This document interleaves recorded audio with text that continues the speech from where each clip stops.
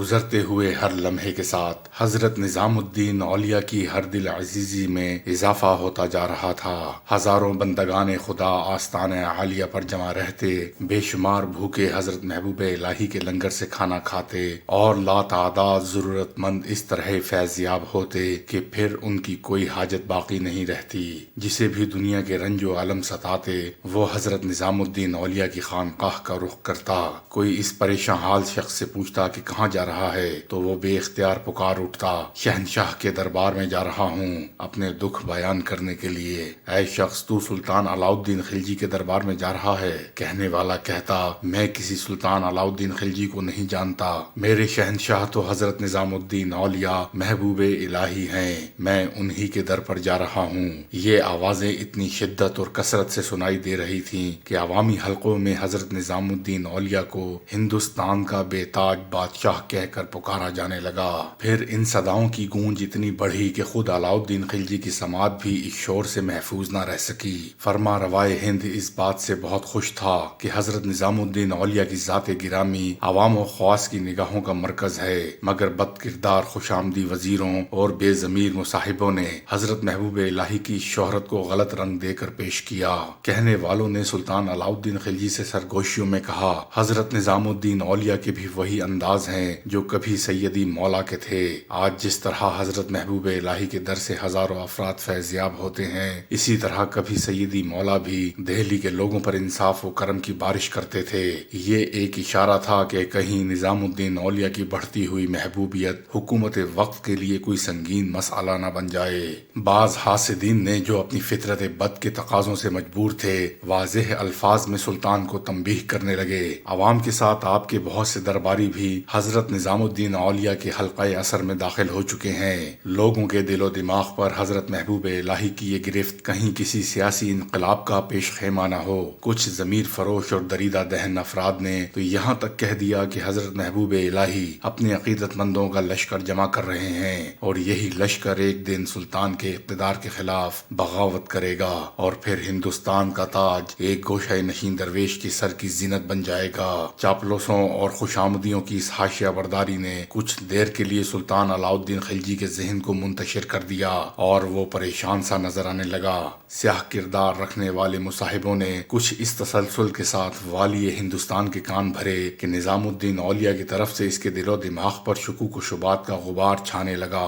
سیدی مولا کے حوالے نے اسے سخت اضطراب میں مبتلا کر دیا تھا، اور سب سے اہم بات یہ ہے کہ سلطان علاؤالدین خلجی خود بھی اپنے حقیقی چچا جلال الدین خلجی کو قتل کر کے منصب اقتدار پر پہنچا تھا، اس لیے وہ حضرت نظام الدین اولیاء کی محبوبیت سے خوفزدہ ہو گیا۔ پھر بھی اس نے ضبط و ہوش کا دامن نہیں چھوڑا۔ سلطان کئی دن تک تنہائی میں اس صورتحال کے متعلق سوچتا رہا۔ بار بار اس کے ذہن میں ایک ہی سوال ابھرتا تھا کہ آخر کون سی ایسی تدبیر اختیار کی جائے جس سے پتہ چل سکے کہ حضرت نظام الدین اولیاء سیاسی اقتدار کی خواہش رکھتے ہیں یا وہ اس قسم کے جذبات سے بالکل بے نیاز ہیں۔ انجام کار سلطان علاؤالدین خلجی کئی دن کی کشمکش کے بعد ایک نتیجے پر پہنچ گیا۔ اس نے بڑی ذہانت سے ایک مسودہ مرتب کرایا جس کا مضمون یہ تھا، سلطان المشائخ ساری دنیا کے مخدوم ہیں، ہندوستان کے لوگ دینی اور دنیاوی معاملات میں آپ کی طرف رجوع کرتے ہیں۔ اللہ تعالیٰ نے اس ملک کی حکومت مجھے بخشی ہے اور رعایا کی ذمہ داریاں میرے سپرد کی ہیں، اس لیے مجھ پر لازم ہے کہ میں تمام امور میں آپ سے مشورہ کروں۔ براہ کرم مجھے تحریر فرما دیجیے کہ کس کام میں میری اور سلطنت کی بہتری ہے۔ میں اپنی طرف سے پوری کوشش کروں گا کہ آپ کے ہر حکم کی تعمیل کی جا سکے۔ جب یہ تحریر مکمل ہو گئی تو سلطان علاؤالدین خلجی نے اپنے محبوب ترین بیٹے خضر خان کو طلب کرتے ہوئے کہا، یہ میری عرضداشت ہے، اسے حضرت نظام الدین اولیاء کی خدمت میں پہنچاؤ اور شیخ سے درخواست کرو کہ وہ اس کا جواب لکھنے کی زحمت فرمائیں۔ خضر خان سلطانی مسودہ لے کر حضرت محبوب الہی کی بارگاہ جلال میں حاضر ہوا۔ ولی عہد سلطنت شاہی دستاویز کے مندرجات سے بے خبر تھا۔ اس نے حضرت نظام الدین اولیاء کی خانقاہ میں داخل ہوتے ہی نہایت عقیدت کے ساتھ رسم و احترام ادا کی اور شیخ کے حضور میں سلطان کا مکتوب پیش کیا۔ حضرت نظام الدین اولیاء نے چند لمحوں کے لیے سلطان علاؤالدین خلجی کے بھیجے ہوئے سربا مہر لفافے کو دیکھا اور حاضرین مجلس کی طرف متوجہ ہو گئے۔ آپ حضرات فاتحہ پڑھیں۔ اس کے بعد آپ نے ولی عہد سلطنت خضر خان کو مخاطب کر کے فرمایا، ہم درویش ہیں اور درویشوں کو شہنشاہی کے کاموں سے کیا غرض؟ میں ایک درویش کی حیثیت سے تمہاری شہر میں رہتا ہوں اور برسوں سے میری یہی روش رہی ہے کہ اہل اسلام کے حق میں دعائے خیر کرتا رہوں۔ جب تک زندہ ہوں اپنے اس عمل کو جاری رکھوں گا۔ پھر بھی اگر بادشاہ کو میرے قیام پر اعتراض ہے تو پھر میں اس شہر کو چھوڑ کر کہیں اور چلا جاؤں گا، کیونکہ اللہ کی زمین بہت وسیع ہے۔ یہ کہہ کر حضرت محبوب الہی نے سلطان علاؤالدین خلجی کا خط اس کے سب سے بڑے بیٹے خضر خان کو واپس کر دیا۔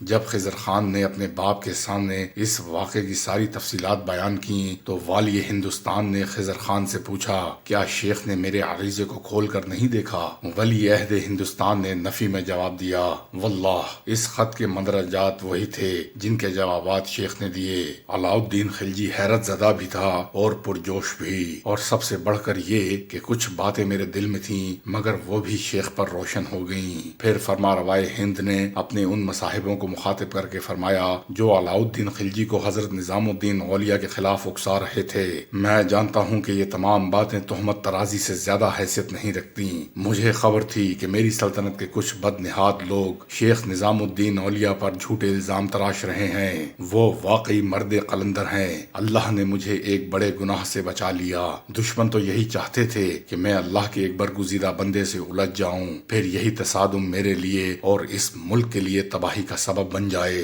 یہ سن کر حضرت محبوب الہی کے بدخواہوں کے چہرے اتر گئے۔ اس کے بعد سلطان علاؤالدین خلجی نے حضرت نظام الدین اولیاء کی جناب میں ایک معذرت نامہ ارسال کیا۔ میں حضرت شیخ کا دل سے معتقد ہوں، میں نے جرت بیجا کی ہے، مجھے معاف کر دیا جائے اور اس کے ساتھ ہی اجازت دی جائے کہ میں خود حاضر ہو کر قدم بوسی کی سعادت حاصل کر سکوں۔ سلطان علاؤالدین خلجی کی اس درخواست کے جواب میں حضرت محبوب الہی نے فرمایا، تمہیں یہاں آنے کی ضرورت نہیں، میں تمہارے لیے غائبانہ دعا کرتا ہوں، اور یاد رکھو کہ غائبانہ دعا میں زیادہ اثر ہوتا ہے۔ فرما روائے ہند نے حضرت نظام الدین اولیاء کا جواب سنا تو بہت زیادہ اداس ہو گیا۔ اس کی شاہانہ زندگی میں حضرت محبوب الہی پہلے بزرگ تھے جو نہ اس کی نظر قبول فرماتے تھے اور نہ اسے اپنی خانقاہ میں آنے کی اجازت دیتے تھے۔ اس واقعے کے بعد سلطان علاؤالدین خلجی نے اپنے ایک مصاحب خاص قرا بیگ کو اس خدمت پر متعین کر دیا کہ وہ حضرت نظام الدین اولیاء کی خانقاہ میں حاضر ہو کر محفل سما میں شرکت کرے اور جن اشعار پر حضرت محبوب الہی کو وجد آئے ان اشعار کو تحریر کر کے سلطان کی خدمت میں پیش کرے۔ قرا بیگ ایک ترکی النسل سردار تھا جو اپنے علم اور کردار کے سبب ممتاز حیثیت رکھتا تھا۔